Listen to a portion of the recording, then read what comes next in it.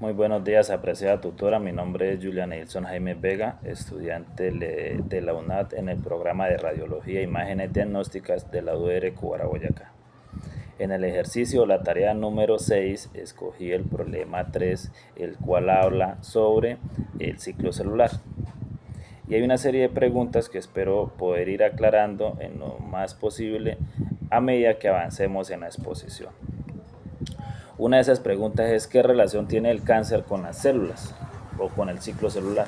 Entonces se denomina que se parece al ciclo de vida porque nace, crece, se reproduce y finalmente muere, a excepción de algunas células que no lo hacen. Pero para avanzar un poquitico más debemos tener en contexto cómo logramos entender de qué manera se reproducen o se multiplican y dan origen a otras células. Estamos hablando sobre la mitosis y la meiosis, obviamente. Entonces debemos tener claro de que la mitosis son células isomáticas, es decir, son células de la piel, de los huesos, del corazón u otros órganos. Y la meiosis son células sexuales, ¿sí?, que dan vida. Y un ejemplo claro de esto es los óvulos en la mujer y en nosotros los hombres los espermatozoides. Continuando, yo tengo un material de apoyo, ¿sí? Espero que mire bien ahí, material de apoyo, ¿sí?, que es el que me va a ayudar a explicar un poquito el otro punto de la pregunta del por qué se demora la célula en el ciclo celular o en la interfase, ¿sí? Entonces aquí tenemos,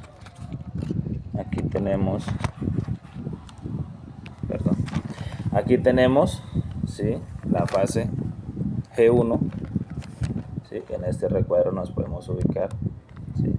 En esta fase está en crecimiento la célula, pero al mismo tiempo que está en crecimiento está produciendo proteínas y otros organelos intracelulares, ¿sí? Luego de ahí pasamos a la fase S, ¿sí?, que es esta.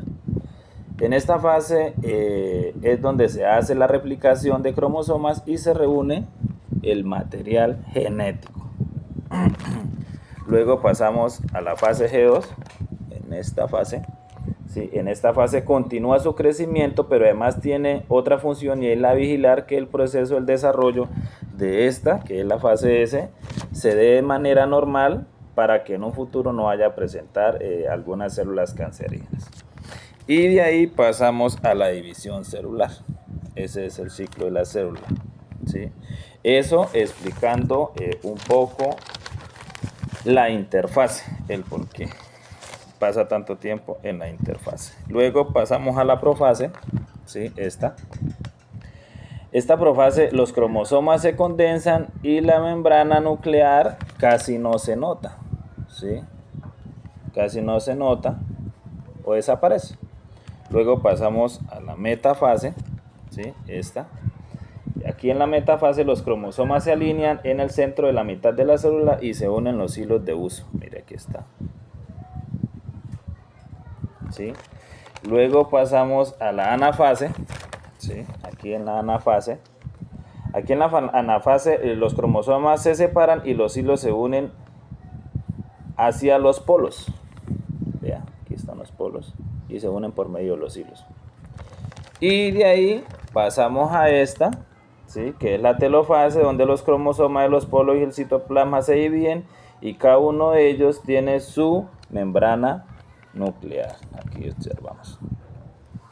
Y finalmente pasamos a la citosinosis, ¿sí?, que es donde ya finalmente se producen dos células hijas con núcleo cada una y 46 cromosomas para iniciar nuevamente el ciclo celular. Eso por esa parte. Pasamos ahora a una pregunta que nos decía ¿qué sucede si la célula no pudiera estar en la etapa de la interfase? ¿Sí? En esa pregunta nosotros lo que hace la fase G2 es estar pendiente de la fase S, que no se vayan a presentar alteraciones porque pues produce células cancerígenas. ¿Qué relación tiene el cáncer con una célula que tiene muchas más interacciones de ADN y no hace apoptosis? Entonces es cuando de alguna forma el ADN no realiza la apoptosis, la pérdida de control en el ciclo celular y la capacidad que tienen las células hay una palabrita, bueno, lo que hace que evite la muerte de las células programadas. Continuamos en el punto de la pregunta: ¿por qué las células pasan mayor tiempo ya? ¿Qué ciclo se lleva a cabo en esta ya? ¿Qué sucedería si no se pudieran estar en esta etapa de la interfase? Bueno, se crecerían desproporcionadamente o no tendrían el tamaño adecuado, lo cual, pues vuelvo y recalco, daría pie a células cancerígenas. Finalmente me pregunta de qué relación tiene la radiología con lo que estamos mirando, y es muy importante, y lo he observado en estos días que he trabajado estos ejercicios, y es que nos da pie para nosotros investigar un poquitico más y tener conocimiento de dónde provienen ciertas enfermedades y cómo con la radiología, por medio de una imagen diagnóstica, ¿sí? Una tomografía, un rayo X, una ecografía, podemos observar y ver en qué podemos ayudar a ese paciente, dándole el diagnóstico al médico, y el médico será quien determine qué irá a hacer con ese paciente y qué tratamiento. Muchas gracias, espero poder haber dado explicaciones un poquitico. Muchas gracias, intento como 100.000, me disculpa, profe, sí, un poquito, no sé, gracias.